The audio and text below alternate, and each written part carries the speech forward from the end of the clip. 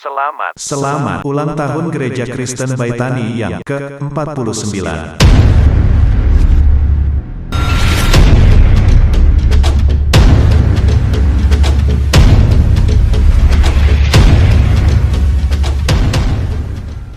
Yang saya kasihi Badan Pertimbangan Sinode Gereja Kristen Baitani, pengurus Sinode Gereja Kristen Baitani periode tahun 2022 sampai tahun 2027, Gembala Sidang, Pendeta Muda, Pendeta Pembantu, pengurus BPD, dan Jemaat GKB di seluruh Indonesia.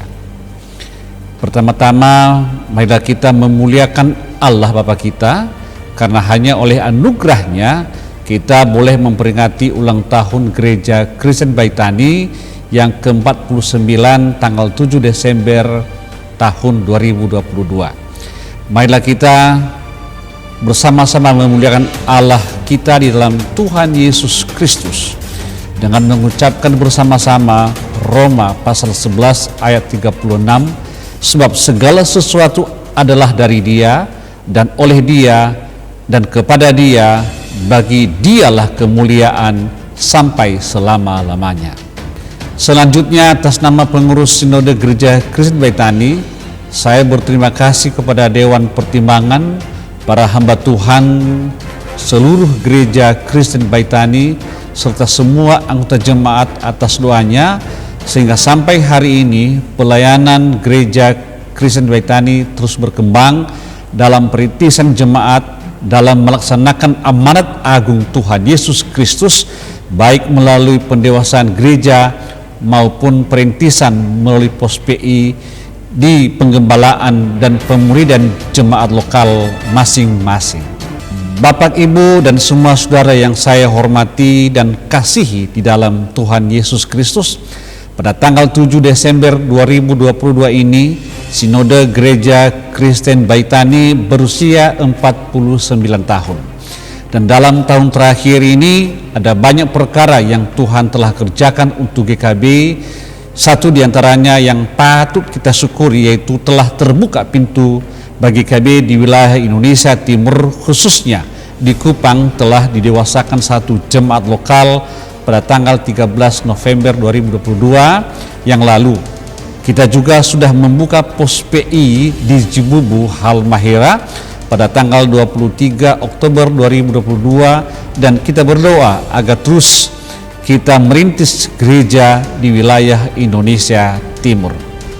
Oleh karena itu, saya mengucapkan terima kasih kepada Tuhan Yesus Kristus, di mana pendiri Sinode Gereja Kristen Baitani itu almarhum Bapak Ikhwan Caharia, yang mana beliau mendirikan GKB ini pada tanggal 7 Desember 1973 sekaligus sebagai pimpinan sinode dari tahun 1973 sampai tahun 1990, dan seterusnya Bapak Pendeta Yohanes Thomas, mantan Ketua Umum Sinode dari tahun 1990 sampai tahun 2002. Bapak Pendeta Andreas Sustono, mantan Ketua Umum dari tahun 2002 sampai tahun 2011, dan Bapak Pendeta Pritono Caturwaluja dari tahun 2011 sampai tahun 2022. Pada tanggal 4 dan tanggal 5 Oktober 2022 diadakan Kongres Sinode Gereja Kristen Baitani ke-8 dan memilih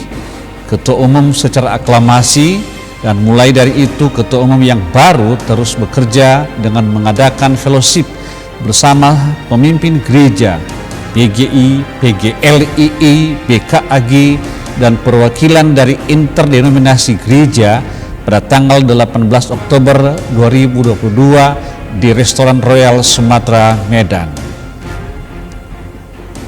Kemudian Ketua Umum mengadakan rapat lewat Zoom meeting setiap minggu dengan pengurus harian Sinode untuk menyusun program kerja tahun pelayanan 2022-2023.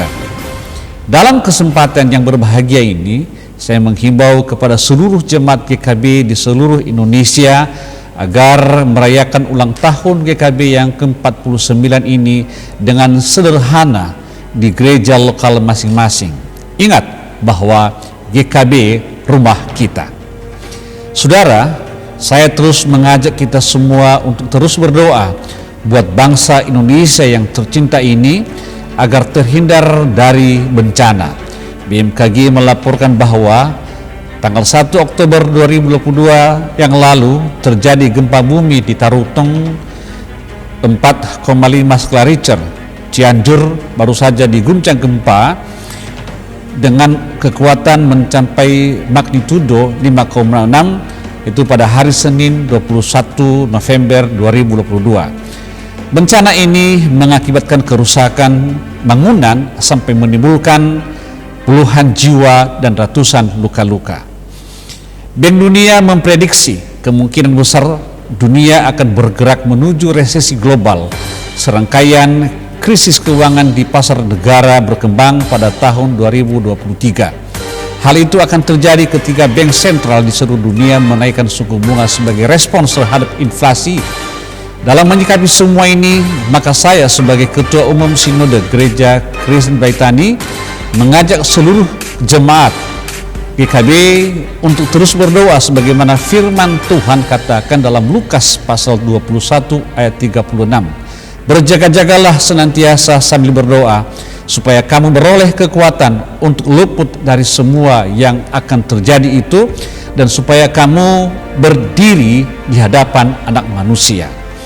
Dalam kesempatan yang sama, saya mengucapkan selamat Hari Natal 25 Desember 2022 dan selamat Tahun Baru 1 Januari 2023. Tuhan Yesus memberkati kita semua. Shalom.